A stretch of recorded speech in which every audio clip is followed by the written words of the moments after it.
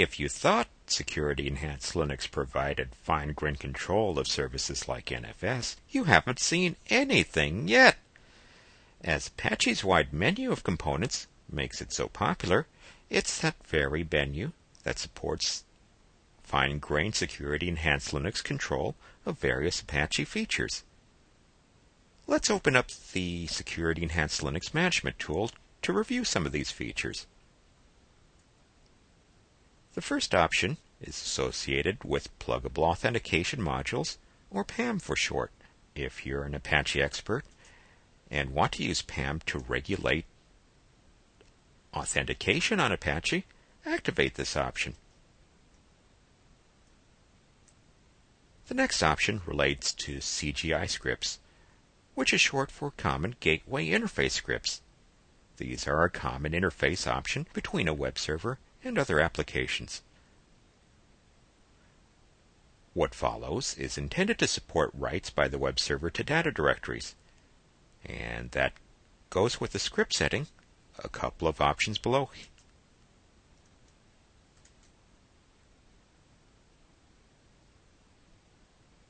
These two options are sort of essential for any database, as they're most commonly configured on separate systems.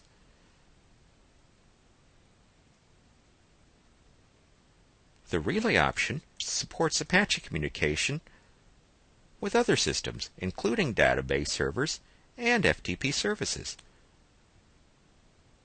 If you want to configure Apache to read user home directories and display their files, there is a commented stanza which would allow it in the sample Apache configuration file, and you'll want to keep this option activated as well. If you want to set up Apache to share files FTP style, you'll want to activate this option. Some web administrators prefer a script known as a server-side include. This option authorizes it. If you've configured scripting on a website, keep this option active. Let's skip over a couple of options.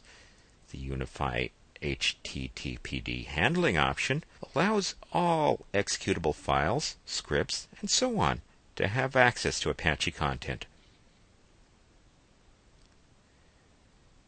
The last option should be activated if you've created a passphrase for administrators to enable Apache.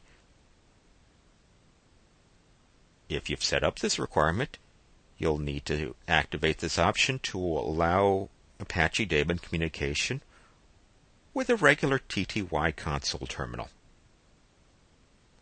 While it's unlikely that you'll have to adjust more than a couple of these options during the RHCE exam, it's good to know what's available, as you don't want to have to disable SELinux protection unless absolutely necessary